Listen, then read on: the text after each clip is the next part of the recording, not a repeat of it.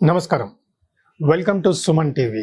Federal reserve interest rate తగ్గించడానికి కొంత సమయం చూస్తూ అన్ఎంప్లాయ్మెంట్ రేట్ ఎలా ఉంటుంది చూశాక డెసిషన్ తీసుకుందామన్నట్టుగా పోస్ట్పోన్ చేయడం జరిగింది.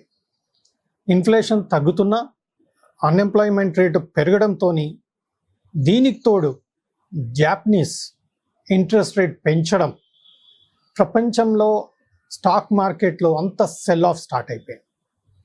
దీనివల్ల యుఎస్ మార్కెట్లోనే సెల్లింగ్ కాకుండా ఇండియన్ మార్కెట్లో కూడా సెల్లింగ్ స్టార్ట్ అయింది. Silver is a very speculative metal, మనకి తెలిసిందే. ఎనీ నెగటివిటీ, ఎనీ రియాక్షన్ సిల్వర్లో హ్యూజ్గా ఉండడం మనం చూస్తూ ఉన్నాం. దానివల్ల సిల్వర్ దాదాపుగా ఇండియన్ మార్కెట్లో 4,000 to 5,000 రూపీస్ పర్ కేజీ తగ్గడం మనం చూస్తున్నాం. ఇక్కడ సరి అయిన బాటమ్స్ కనబడుతున్నాయి. ఈ లెవెల్లో కూడా మనం అక్యుములేట్ చేసుకునే ఆపర్చునిటీ మాత్రం సిల్వర్లో కనపడుతుంది.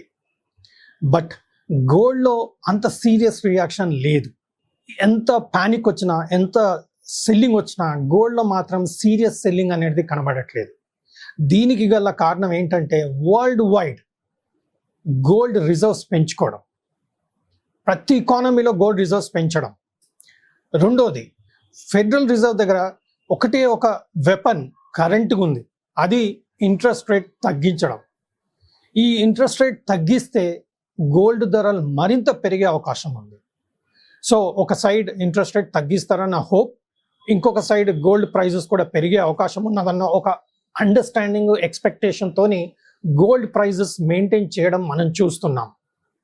సో గోల్డ్ అండ్ సిల్వర్లో, గోల్డ్లో తక్కువ రియాక్షన్ వచ్చింది, బట్ సిల్వర్లో కొంచెం ఎక్కువ రియాక్షన్ నిన్న రావడం చూసాం. బట్ ఎస్టర్డే ఫెడరల్ ప్రెసిడెంట్ ఒక స్పీచ్ ఇవ్వడం జరిగింది. అందులో Japanese market middle east issues వలన మేజర్గా రియాక్షన్ అవ్వడం జరుగుతుంది.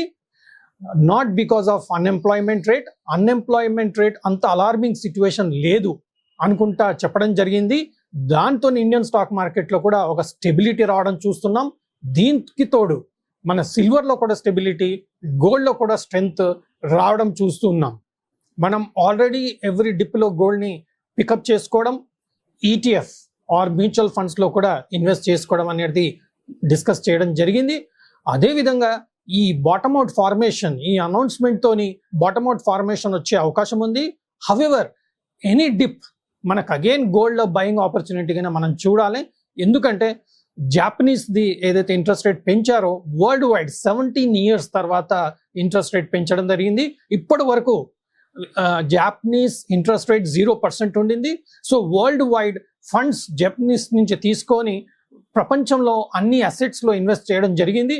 ఇప్పుడు అసెట్స్ని లిక్విడేట్ చేసుకుంటూ జాపన్కి మనకు ఆ ఒక ఫండ్స్ని రిటర్న్ చేయడం జరుగుతుంది. కాబట్టి ఎన్లో ప్రైస్ పెరగడం జరిగింది, డాలర్ ప్రైస్ కొంచెం తగ్గడం జరిగింది. దీనికి తోడు మన డాలర్ రూపీ కూడా మీరు గమనించుంటే 83.80, 83.70 ఉన్నది, దాదాపు 84 పైన నిన్న క్రాస్ అవడం జరిగింది. సో ఇవన్నీ పరిణామాలు చూస్తుంటే డాలర్ పెరిగితే, ఇండియన్ రూపీ డాలర్ రేట్ పెరిగితే మనకు గోల్డ్ ప్రైస్ ఆటోమేటిక్గా పెరిగే అవకాశం ఉంది.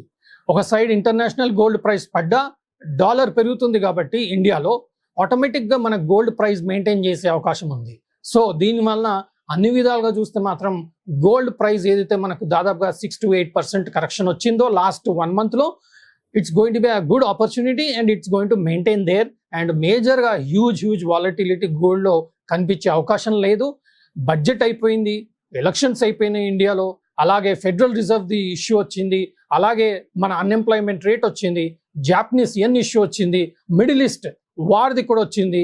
ఇవన్నిటి ద్వారా మనకు తెలుస్తుంది ఏంటంటే గోల్డ్లో డౌన్ సైడ్ చలనం లేదు. సో దీనికి కావాల్సింది ఏంటి?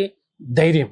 మనం ధైర్యంగా ప్రతి డిప్లో గోల్డ్ని అక్యుములేట్ చేసుకుంటే మన compounding return 9.3, 9.4% compounding return last 40 yearsలో చూసాం. అది కంటిన్యూ చేసే అవకాశం మాత్రం కనబడుతుంది.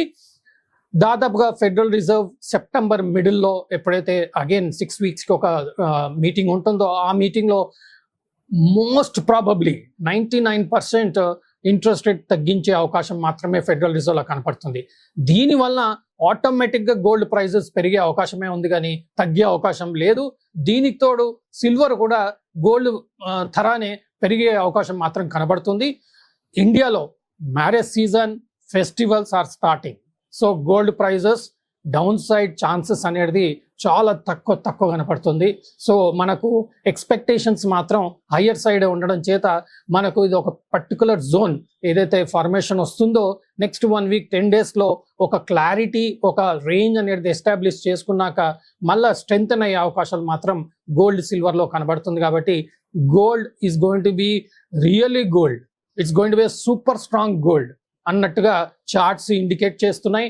అండ్ సిచ్యువేషనల్గా కూడా మనకు గోల్డ్ మెయింటైన్ చేసే అవకాశం మాత్రమే మనకు కనబడతా ఉంది.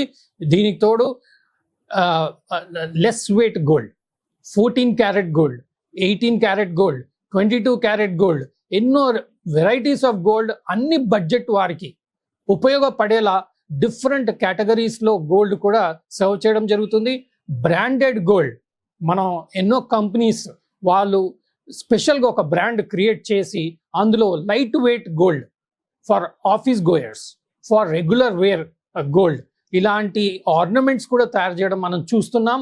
మన బడ్జెట్ తగ్గుతుంది, అట్ ద సేమ్ టైం మనకు గోల్డ్ ప్రైస్ కూడా తగ్గుతూ ఉంది. కాబట్టి పర్చేజ్కి, గోల్డ్ పర్చేజ్కి మనకు చాలా అనుకూలంగానే కరెక్ట్గా కనపడుతుంది.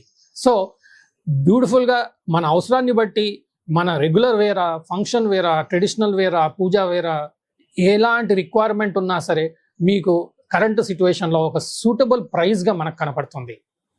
ఇన్వెస్టర్గా ఆలోచన చేసేవారికి మ్యూచువల్ ఫండ్స్లో సరే, లేదా గోల్డ్ ఈటీఎఫ్ అయినా సరే, లేదంటే ఫిజికల్ గోల్డ్ అయినా సరే మీరు కొనుక్కోగలిగితే మీకు మంచి ఇన్వెస్ట్మెంట్ ఆపర్చునిటీగా కనిపించే అవకాశం ఉంది. బట్ గోల్డ్ బిస్కెట్లో మాత్రం మనకు లాస్ వచ్చే అవకాశం ఉంది. ఎందుకంటే మనం గోల్డ్ కొన్నప్పుడు 3% ట్యాక్స్ పడుతుంది, అలాగే అమ్మినప్పుడు కూడా మనకు 3% ట్యాక్స్ పడుతుంది. అంటే మనకు దాదాపుగా 6% లాస్ వస్తుంది. ఫిజికల్గా ఇన్వెస్ట్మెంట్ చేసి ట్రేడింగ్ పరంగా మనం బిస్కెట్ కొనేసి సరే మనం ఒక బిస్కెట్ కొందాం, అగైన్ కాస్త పెరిగాక అమ్ముకుందాం అనే టైప్లో మనం ఆలోచన చేస్తే మాత్రం మనకు 6% ఛార్జెస్ పడుతుంది. అలాగే మళ్ళీ ప్రాఫిట్ మీద కూడా ట్యాక్స్ పడే అవకాశం ఉంటుంది. కాబట్టి ఫిజికల్గా గోల్డ్ కొని అమ్మాలన్న ఇన్వెస్టర్ యాటిట్యూడ్ మాత్రం మానాలి. ఫిజికల్ గోల్డ్ కొనేది ఉంటే ఓన్లీ ఆర్నమెంట్స్కి మాత్రమే ఉపయోగపడే గోల్డ్ మనం కొనడం ఆలోచన చేయడం జరుగుతుంది. అలాగే సిల్వర్లో కూడా సిల్వర్ ఆర్నమెంట్స్ వస్తున్నాయి, సిల్వర్ మన నెక్లెసెస్ వస్తున్నాయి. సో సిల్వర్లో కూడా మనం ఆర్నమెంట్స్ కొనే అవకాశం ఉంది, విత్ గోల్డ్ కోటింగ్ కూడా మనం కొనే అవకాశం ఉంది. అండ్ కరెంట్గా ఇండియన్ మార్కెట్లో మాత్రం ఇంకా మేజర్ అనౌన్స్మెంట్స్ లేవు. అర్నింగ్స్ అనౌన్స్మెంట్స్ ఆల్మోస్ట్ ఎండింగ్కి వస్తుంది. ఇంకొక 15 డేస్ అయితే మనకు అర్నింగ్స్ కంప్లీట్ అయిపోతుంది. కాబట్టి మనకు మేజర్ అనౌన్స్మెంట్స్ లేవు which will affect the gold price, which will affect the silver price. So Indian సిచ్యువేషన్లో మాత్రం మేజర్గా అనౌన్స్మెంట్స్ లేవు. ఇంటర్నేషనల్ సిచ్యువేషన్స్లో వచ్చే అనౌన్స్మెంట్స్ మాత్రం అది గోల్డ్కి ఫేవరబుల్గానే కనపడుతుంది. Only thing is silver is little volatile and aggressive, that's why there is huge movement. But సిల్వర్లో కూడా టెక్నికల్గా చార్ట్ల లెవెల్లో కూడా మంచి సపోర్ట్ లెవెల్గా వస్తున్నట్టుగా కనపడుతుంది. కాబట్టి ఈ మంచి అవకాశంగానే కరెంట్ సిచ్యువేషన్ కనబడుతుంది. నేను సెబీ అనలిస్ట్ని కాదు. తగిన సలహాలు, సూచనలు మీ ఫైనాన్షియల్ అడ్వైజర్ దగ్గర తీసుకొని మీరు తగిన డెసిషన్ తీసుకొని ఇన్వెస్ట్మెంట్ చేసి తగిన లాభం చేస్తారని ఆశిస్తూ సెలవు.